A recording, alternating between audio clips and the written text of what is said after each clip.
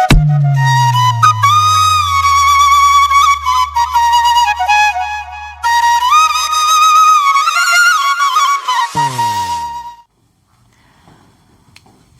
जी, तो अब हम फिर आ गए हैं। अच्छा, सबसे पहले आप सभी को नमस्ते और स्वागत है आप सभी को अपना YouTube चैनल ट्राइम्फ मैजिक पे। तो अच्छा, हम कौन है बताना है ना। हम धीरज सर हैं, धीरज कुमार। और एक वीडियो हमारा कुछ दिन पहले आप लोग को मिला होगा वॉइस चैप्टर का। आप लोग के रिक्वेस्ट पे मैंने बनाया था और काफ़ी अच्छा लाइक्स भी मिले हैं, आप लोग उसको देखे भी हैं। तो आज हम लोग डिस्कशन करेंगे वॉइस में पार्ट 2 के बारे में, यानी कि जहाँ तक पढ़े हैं उनको थोड़ा सा हम आगे बढ़ेंगे। तो थोड़ा सा 1 मिनट टाइम दीजिए, हम रिवाइज कर दे रहे हैं ना क्या क्या डिस्कशन होगा। और जैसे कि पिछले एपिसोड में वॉइस में डिस्कशन किया गया था, या अगर आप नहीं भी देखे हैं तो हम कहेंगे दोबारा पार्ट 1 देख लीजिए, मज़ा भी आएगा आपको भी मुझे भी। तो डिस्कशन ये हुआ था कि जब कभी भी हम, अच्छा इतना तो पता होगा वॉइस 2 प्रकार का है, एक एक्टिव और दूसरा पैसिव। और ये भी डिस्कशन किया गया था कि जब कभी भी एक्टिव से पैसिव बनाते हैं तो 2 चीज़ों का स्थान बदलता है। एकदम आराम से समझना है, हम बहुत ज़्यादा हड़बड़ाए हुए नहीं है, तो आपको भी हड़बड़ाने की ज़रूरत नहीं है। 2 चीज़ों का स्थान बदलता है और एक चीज़ों का रूप। मुझे पता है आप लोग बहुत तेज हैं, हीरा हैं, आप लोग को समझ में आ रहा होगा कि हम क्या कहना चाह रहे हैं। मतलब ये कि अगर एक सेंटेंस है जिसमें सब्जेक्ट, वर्ब और ऑब्जेक्ट दिया गया है, तो मैंने कहा कि 2 चीज़ों का स्थान बदलता है। इसका मतलब कि सब्जेक्ट का क्या हो जाएगा, ऑब्जेक्ट, और ऑब्जेक्ट का क्या हो जाएगा, सब्जेक्ट। अब एक चीज़ों का रूप बदलता है, यानी मेन वर्ब का क्या हो जाएगा, V3, थर्ड फॉर्म। और इनके पहले आपको देना क्या है, ऑक्सिलरी। और चूंकि एक्टिव में कर्ता यानी कि डूअर सब्जेक्ट होता है, लेकिन पैसिव में कर्ता ऑब्जेक्ट होता है, जिनके पहले हमको जनरली लगाना क्या होता है, बाई। यही डिस्कशन हुआ था लास्ट एपिसोड में।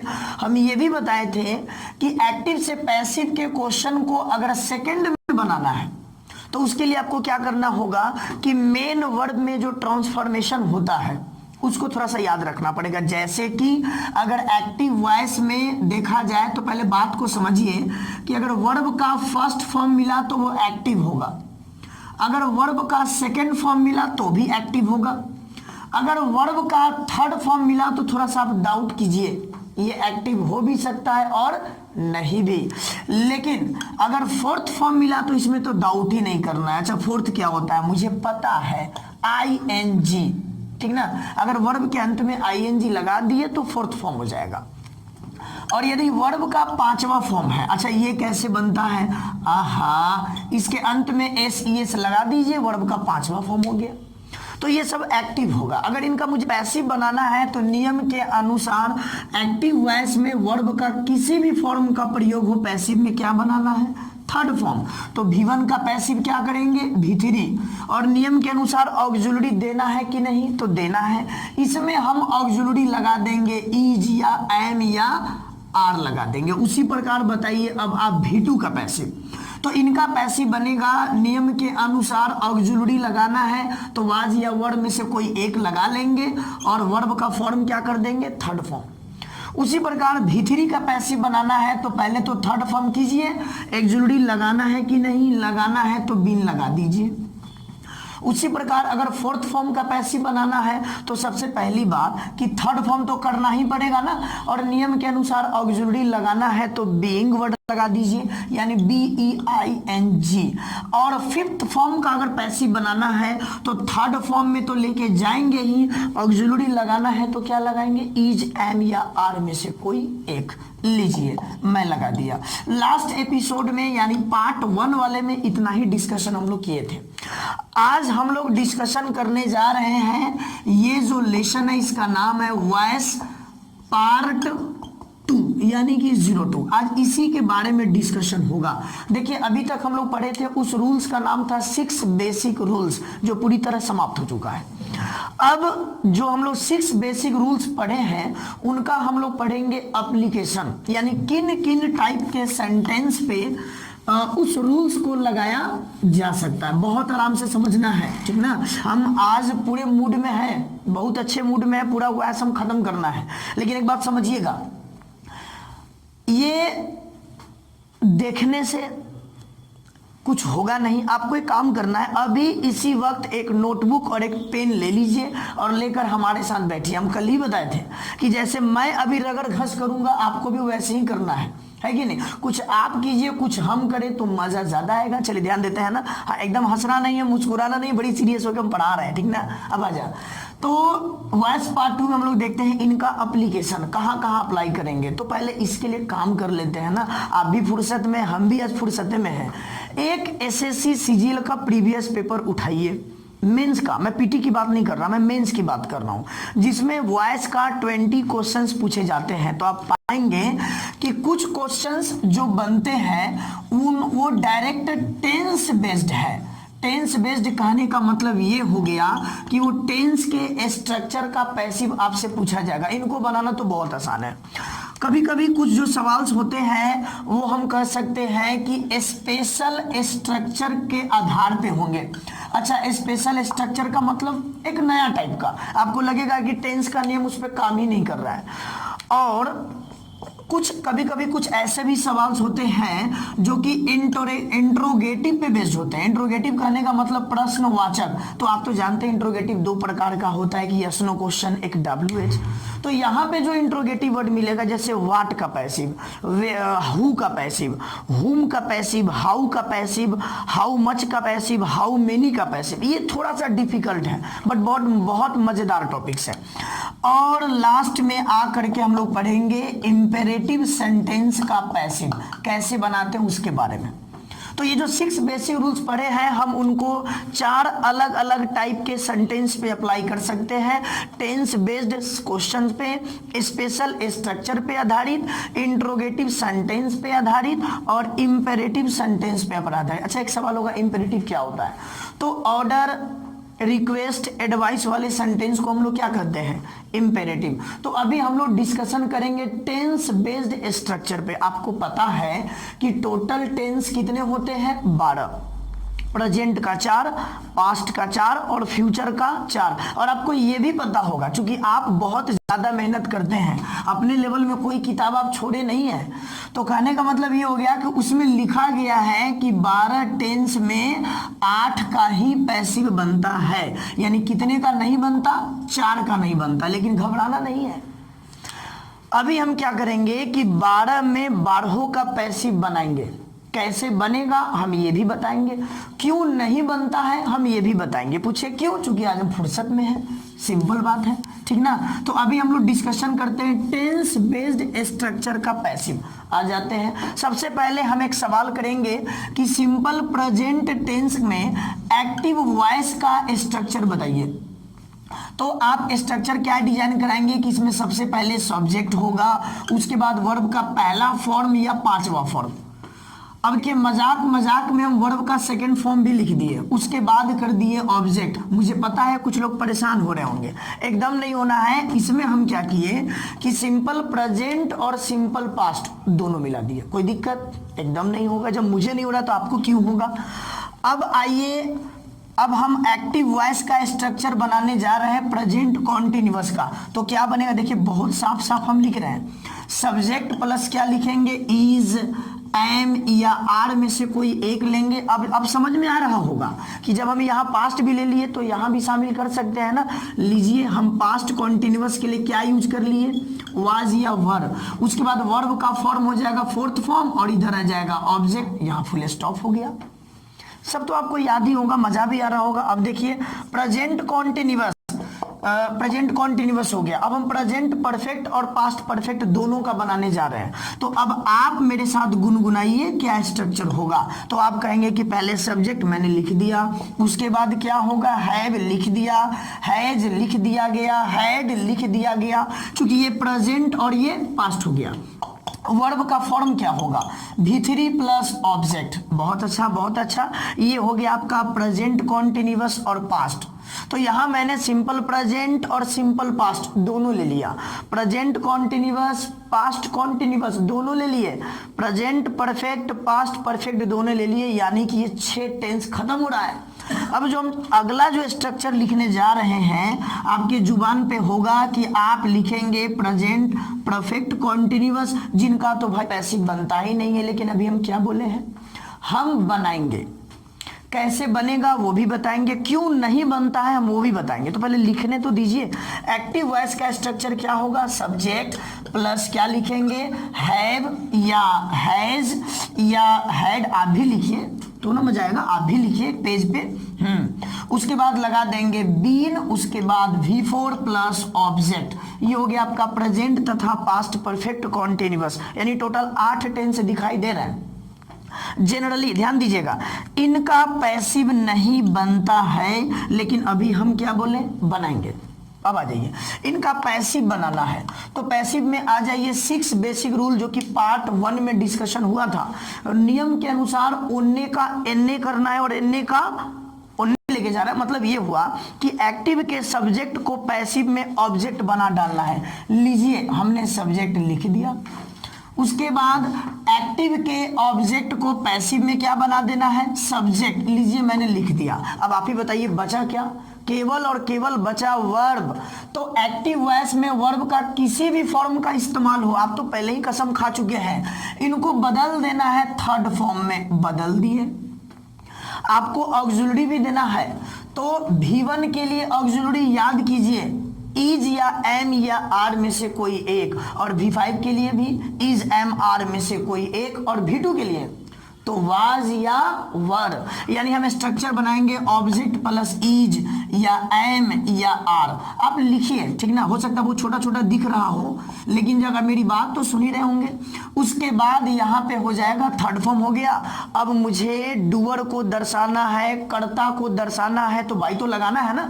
तो बाई हम इनको दे कि उनको दे, यानी ऑब्जेक्ट को दे कि सब्जेक्ट को, तो जाहिर सी बात है सब्जेक्ट को देंगे, हो गया। अब जरा ध्यान से देखिए क्या बना पैसिव का स्ट्रक्चर।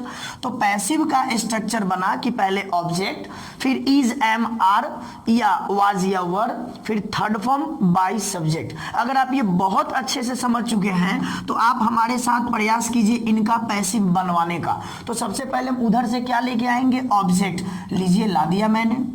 हम एक बात और बताए थे कि अगर ऑक्सिलरी पहले से मौजूद हो तो काम तो भैया इसी से चला लेना है ना, जीव का त्यों उतार दीजिए। यानी क्या लिखेंगे, इज का इज, एम का एम, आर का आर, वाज का वाज, वर का वर। अच्छा, ये वर्ब का फॉर्म क्या है, आईएनजी।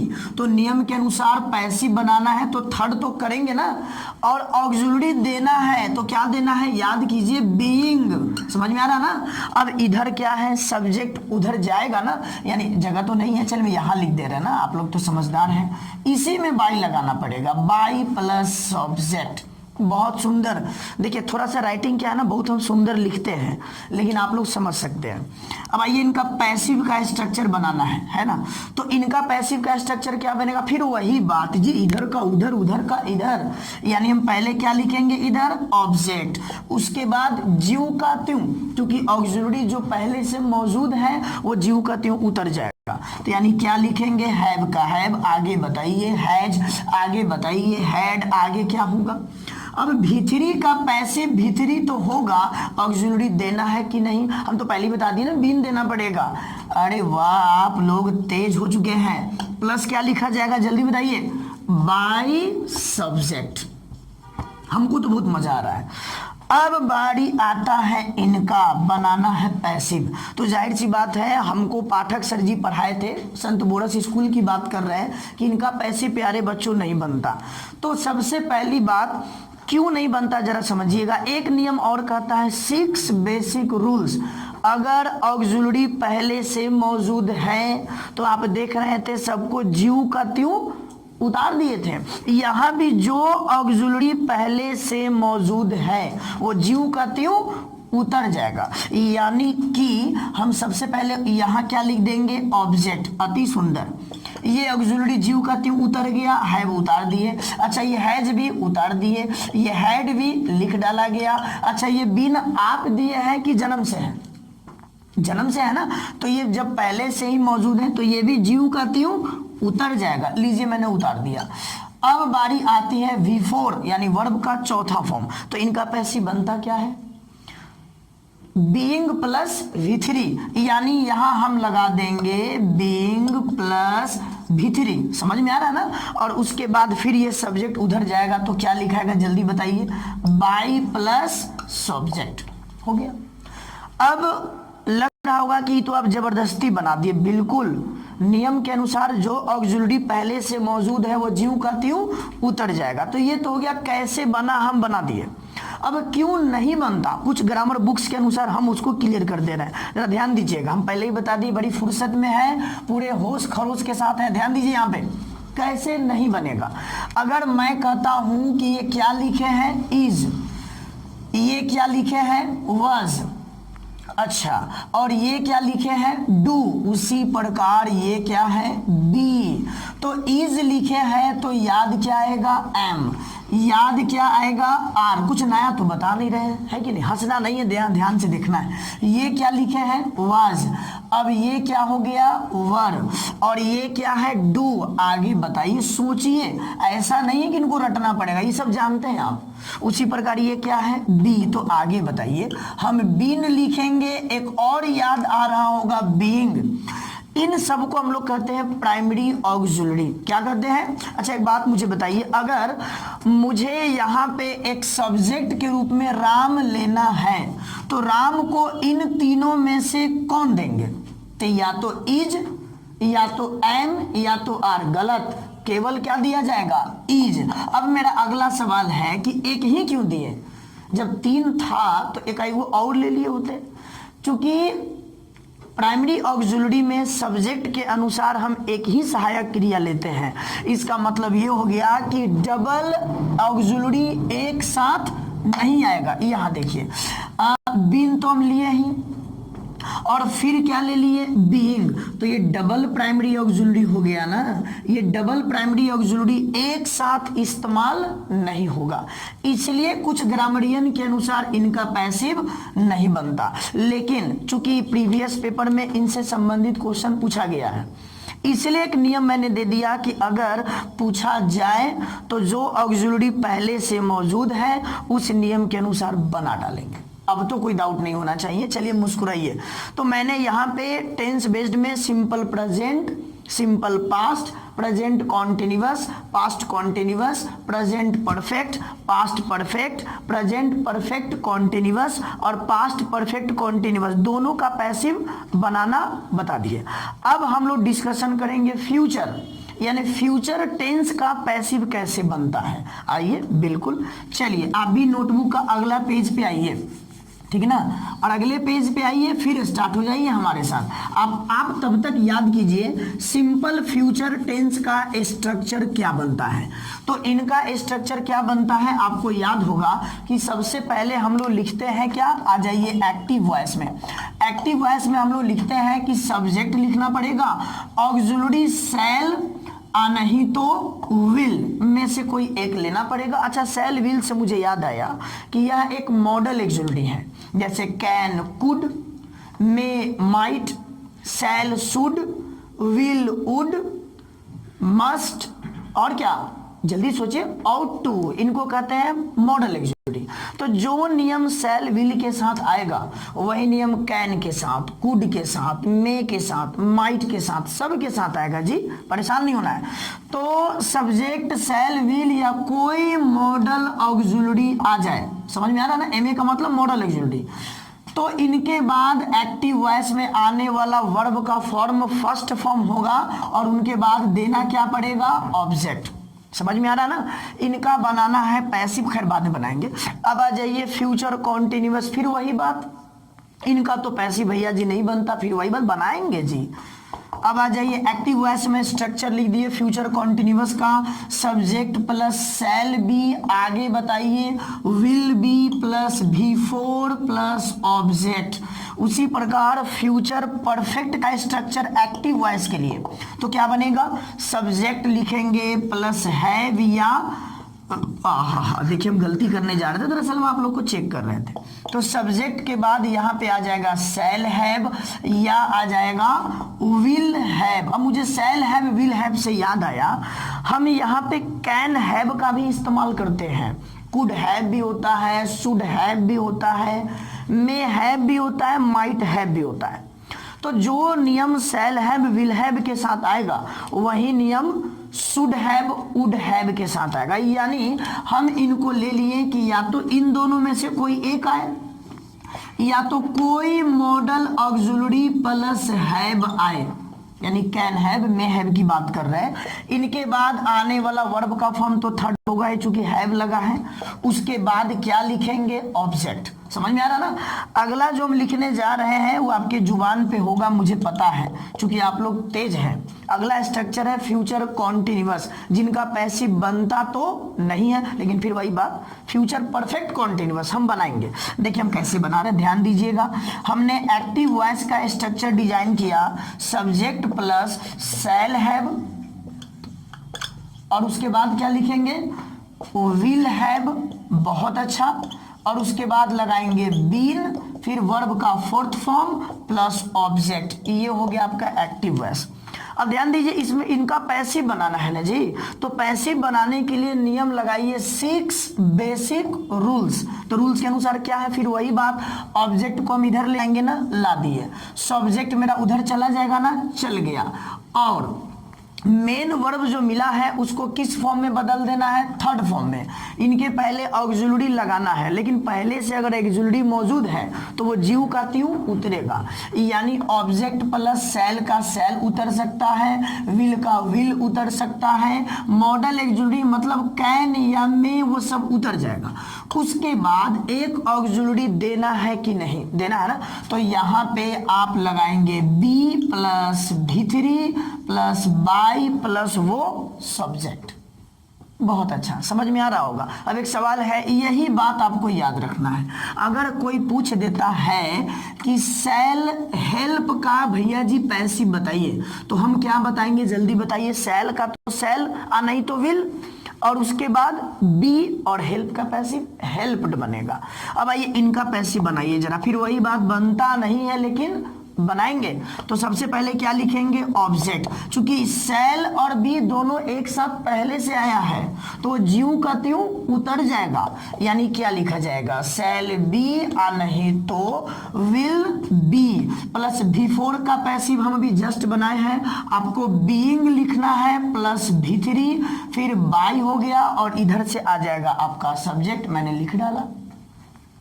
अब एक सवाल फिर रहा कि इनका पैसिव क्यों नहीं बनता है, अब मुझे आप बताइए। तो फिर आप वही बात कहेंगे, देखिए डबल प्राइमरी ऑक्सिलरी एक साथ आ गया जो संभव नहीं है, इसलिए इनका पैसिव नहीं बनाए जाते, लेकिन अगर आ जाए तो ऐसे बना लेंगे।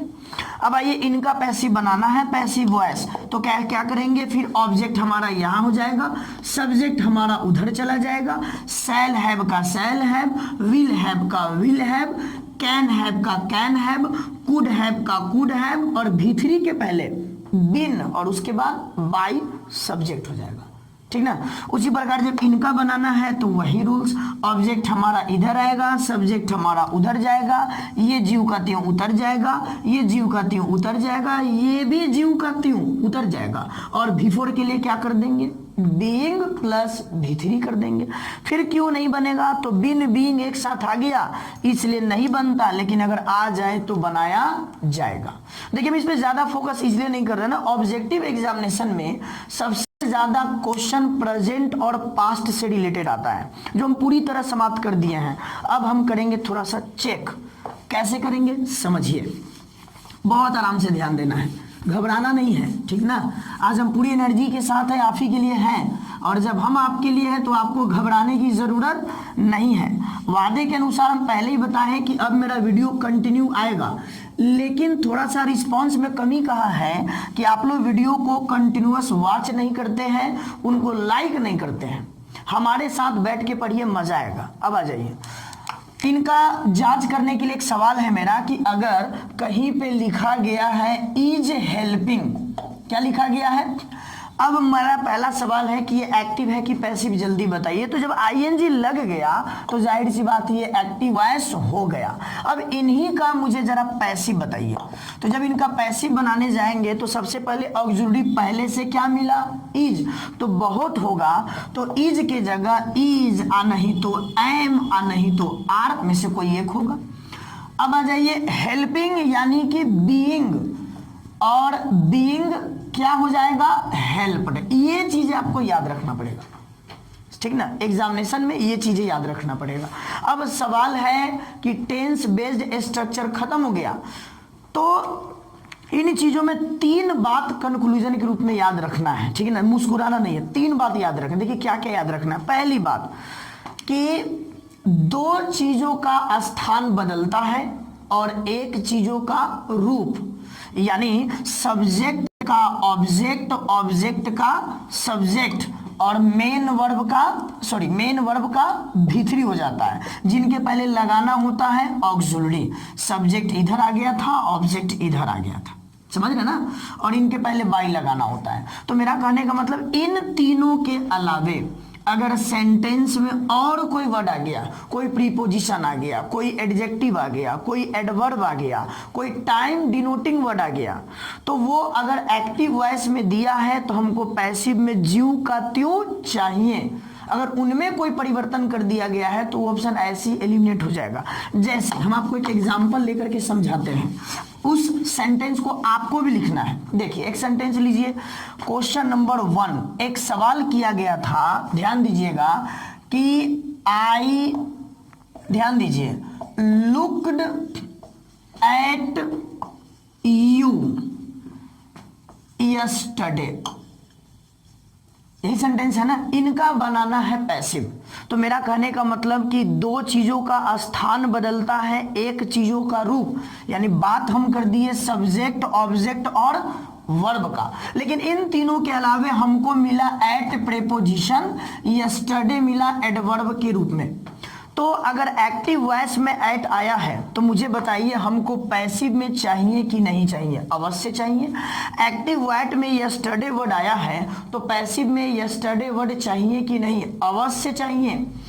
तो हम क्या करेंगे कि सबसे पहले इस क्वेश्चन को बनाने के लिए सबसे पहला काम हम वर्ब को पकड़ेंगे। किसको पकड़ेंगे? वर्ब को। मैंने पकड़ लिया, क्या मिला है? लुक्ड, यानी इनका फॉर्म क्या है?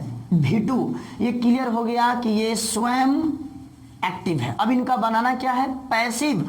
तो मन में ही बनाइए हमारे साथ, लुक्ड V2 का पैसिव वाज वर V3 क्या बनता है? मतलब ये कि लुक्ड का पैसिव बनेगा वाज वर लुक्ड। एट चाहिए कि नहीं चाहिए? तो वो भी चाहिए। यस्टरडे चाहिए कि नहीं? तो वो भी चाहिए। इतना आगे एलिमिनेट कीजिए, आंसर मिल जाएगा। जैसे मान लीजिए पहले वाले ऑप्शन में दे दिया है इज लुक्ड एट, तो पहले ही गलत, बहुत अच्छा। दूसरे वाले ऑप्शन में दे दिया है वाज लुक्ड इन, ये तब देखिए तो ऐसी कट गया ना। ऑप्शन नंबर सी में आए तो दे दिया है वर लुक्ड एट, और चौथे वाले ऑप्शन में दे दिया गया है वर लुक्ड आफ्टर। तो अगर मैं एट प्रीपोजिशन की बात करूं तो उस एट की मदद से हम इनको भी काट देंगे, इनको भी कर देंगे, क्योंकि इन दोनों में एट प्रीपोजिशन नहीं है। लेकिन अगर बाकी हमारे पास बच गया ए और सी, तो इसमें कर दिया इज लुक्ड, इसमें कर दिया वर लुक्ड, इसलिए ये गलत हो गया। तो बताइए करेक्ट आंसर क्या हुआ? सी सी सी। जो टाइम लगेगा आपको यही करने में, ठीक है ना। तो प्यारे बच्चों, आज वाले एपिसोड में हम लोग टेंस बेस्ड स्ट्रक्चर समाप्त कर चुके हैं। आपको क्या करना है कि कोई भी सीजीएल मेंस, सीपीएसआई मेंस या स्टेनोग्राफर या सीजीएल सीएचएसएल का प्रीवियस पेपर उठाइए और एक्टिव पैसिव का क्वेश्चन बनाइए। एकदम इतना बेस्ट तरीके से बनेगा, मात्र 10 से 15 सेकंड में आप आंसर देंगे। पहला काम वर्ब देखना है, एक्टिव है कि पैसिव, उसी का बना करके ऑप्शन में एलिमिनेट करेंगे। ए गलत, बी गलत, सी गलत, आंसर डी हो जाएगा। ठीक है ना। हाँ, अब क्या करना है, इस वीडियो को एक बार नहीं, 2 बार नहीं, 3 बार नहीं, जय बार मन करे आप इसको देखिए। इस वीडियो को लाइक करना है और अपने लेवल में इनको शेयर भी करना है, ठीक है ना। चलिए, तो ये था पार्ट 2। अब हम लोग आज के बाद मिलेंगे पार्ट 3 में। उस वाले एपिसोड में हम लोग देखेंगे किसी इंट्रोगेटिव सेंटेंस का या स्पेशल स्ट्रक्चर का पैसिव कैसे बनाते हैं। उम्मीद करते हैं आपको चीजें बहुत बेहतर समझ में आ रहा होगा, ठीक है ना। हाँ, जैसा भी है मुझे कमेंट करके अवश्य बताएं। आप लोग वीडियो देखते हैं, कुछ अच्छा अच्छा कमेंट दीजिए, कोई दिक्कत है तो वो भी बताइए, इस पे काम किया जाएगा ना, ठीक है। चलिए, तो फिर मिलते हैं अगले एपिसोड में, वॉइस पार्ट 3 में, ठीक ना। चलिए, थैंक यू सो मच हमारे साथ बने रहने के लिए।